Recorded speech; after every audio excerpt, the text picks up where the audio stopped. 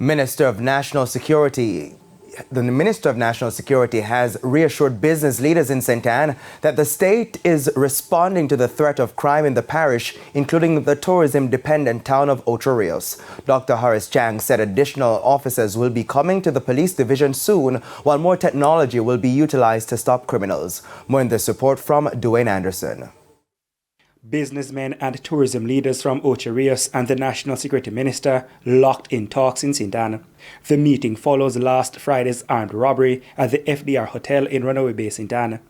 While no one was injured in the attack, the gunmen who were carrying machine guns reportedly fired shots in the presence of hotel guests and made off with over $100,000 and electronic devices.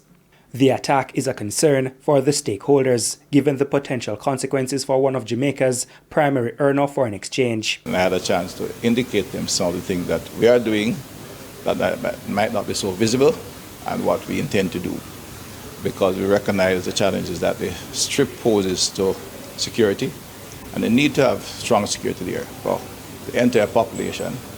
But tourism has to recognize the industry is very sensitive, and public order and safety is critical to maintaining the continued growth in that sector. Dr. Chang explained the informal settlements around the Ocho Rios area continue to produce brazen criminals who the police must be prepared to face. The minister also used the opportunity to observe the conditions at the stations the police officers in St. Anne are working in. The stations he visited included those recently upgraded by taxpayers' funds. We have had refurbishing work done on almost all the stations along the coastline, but there's more work to be done, and as I indicated before, the quality of the work done I'm not entirely happy with.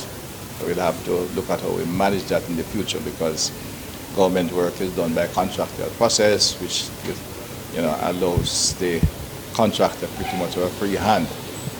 And there's more work to be done in a number of the stations.